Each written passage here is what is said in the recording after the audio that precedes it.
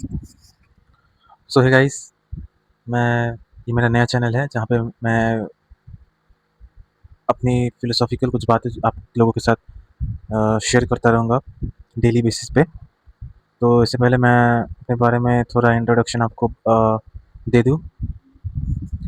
तो मैं बचपन से ही वही शाय इंट्रोवर्ट जो होता है, आप लोगों को पता है, वो था। इसकी वजह से मुझे बहुत सारी प्रॉब्लम्स को फेस करना पड़ा था। एंड ऑब्वियसली उन सब चैलेंजेस से मैं बहुत कुछ सीखा हूँ खुद के बारे में, मेंटल टफनेस के बारे में, जो आई थिंक शेयर करने लायक है आप लोगों के साथ। तो मैं ऐसा भी एक लड़का हूँ जो जो बहुत भूल जाता है। मतलब 1 मिनट के लिए कोई एक आइडिया मेरे दिमाग में आता है, लेकिन जस्ट 1 सेकंड बाद मैं वो भूल जाता हूँ। तो हाँ, आप कह सकते हैं मुझे कुछ भूलने की बीमारी है। तो ठीक है, शुरू करते हैं।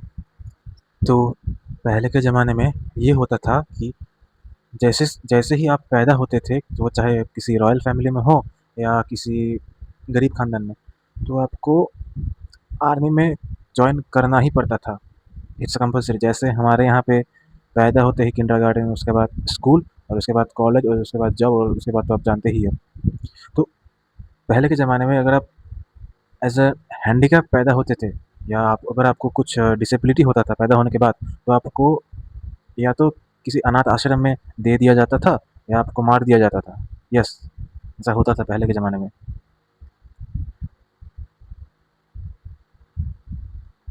कभी कभी ऐसे सिचुएशंस हमारे लाइफ में आते हैं जहाँ हम खुद को एक ऐसे लेवल से कंपेयर करने लगते हैं जो बिल्कुल मीनिंगलेस है। मतलब जब होता है ना कि अगर कोई तुमसे बेहतर है तो तुम उससे जलने लगते थे, टू बी ऑनेस्ट। और हमेशा चाहते थे कि मैं इसके जैसा बनूँ, इसके जैसा बनूँ। लेकिन जो आप सोच रहे हो, आप तब सोसाइटी के प्रेशर में आके सोच रहे हो, क्योंकि गॉड ने आपको वैसा नहीं भेजा है दुनिया में। यस, गॉड ने आपको, अगर देखो ये ऐसा होता है कि मैं भी ऐसा था। मैं भी ऐसा सोचता था कि यार, कि मैं हिस्ट्री बुक्स में पढ़ता था कि यार ये world war second world war के दौरान बहुत सारे हीरोज़ थे, बहुत सारे सोल्जर्स थे, जिनको देख के मैं एक विशफुल थिंकिंग, आप कह लो विशफुल थिंकिंग करने लगा था कि शायद मैं तब पैदा होता, तब हीरोइक थोड़ा, मतलब हीरो जैसा बन जाता, आर्मी में जाता, लड़ता, वार लड़ता अपने नेशन के लिए। सभी मुझे एज अ हीरो रिकग्नाइज करते, तो मुझे खुशी महसूस होती थी। आज अगर पीछे मुड़ के खुद को देखता हूँ तो एक गुस्सा आता है खुद पे कि यार मैं उस टाइम पे इतना मैच्योर नहीं हुआ था जितना मैं अभी हूँ। फिर जाके मुझे रियलाइज़ हुआ कि मैं सोसाइटी के बेसिस पे खुद को जज कर रहा हूँ। मतलब गॉड ने मुझे ऐसा नहीं बनाया। गॉड ने सबको अलग अलग टैलेंट देकर दुनिया में सेंड किया। एक बहुत ही अच्छा कोट मैंने कुछ दिनों पहले नोटिस किया था। चार्ल्स बटोस्की एक नाम के एक फिलोसोफर है। उसने कहा था कि टू फील रियल हैप्पीनेस, एकदम रियल, मतलब एकदम स्पिरिचुअल लेवल का, to feel real happiness you have to die every second, even more than health. तो ये बात सुन के मैंने थोड़ा सोचा कि यार ये बात किस लिए बोला, किस लिए बोला, मतलब इतना इतना सोच विचार करके कोई आदमी ऐसा कैसे बोल सकता है। शायद उसने कुछ सोच समझ के ही बोला है। और यस, मैंने कुछ दिनों बाद ये पता किया कि यस, इसने सोच समझ कर ही बोला है। क्या बोला है कि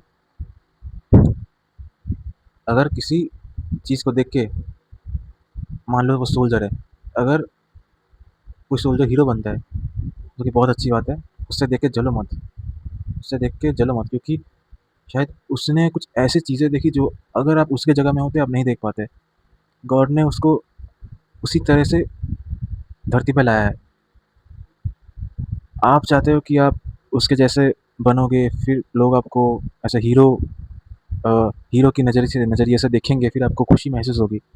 लेकिन उस खुशी को महसूस करने से पहले आपको एक ऐसे सिचुएशन से गुजरना पड़ेगा जो कि उस हीरो ने गुजरा। क्योंकि जो लोग आर्मी में होते हैं, जब वार होता है, जैसे मान लो फर्स्ट वर्ल्ड वार या सेकेंड वर्ल्ड वार, और अभी ये थर्ड वर्ल्ड वार तो आने ही वाले, पता नहीं, भगवान ना करे आ जाए। वहाँ पे आप ऐसे ऐसे स्टोरी सुनोगे ना, आप सिर्फ एक एक स्टोरी सुन के देखो, आप सिर्फ एक स्टोरी सुन के देखो, आपको बाकी स्टोरी सुनने का हिम्मत नहीं मिलेगा। फिर आपको वो फिलोसॉफी याद आएगी जो कुछ ही सेकंड पहले मैंने आपसे शेयर की थी, चार्ल्स बटोसी की, to feel real happiness you have to go through hell. अगर आप खुश होना चाहते हो, अगर आप उस लेवल का रिकॉग्निशन चाहते हो, तो क्या आप वो हेल एक्सपीरियंस करने के लिए तैयार हो? अगर नहीं तो जेलसी या चिंता की कोई बात ही नहीं है। आपको वो हीरो बनने की कोई ज़रूरत ही नहीं है। आपको हीरो बनने की कोई ज़रूरत नहीं है। क्यों? क्योंकि आप अपने कभी ना कभी अपने लाइफ में ऐसे सिचुएशन को फेस किए होगे, जिसको आप सिर्फ फेस नहीं, ओवरकम भी किए होगे और सक्सेसफुल हुए होगे। क्योंकि यहाँ पे एक और फिलोसॉफिकल कोट आता है बाय सेनेका। यस, वो रोमन स्टोइक फिलोसोफर, जो कि बहुत फेमस है। यस, रोमन्स ऑलरेडी फेमस होते हैं स्टोइक्स, क्योंकि वो ज़्यादातर स्टोइक फिलोसफी से बिलोंग करते हैं। एक सेनेका ने कहा था कि sometimes to live is an act of courage.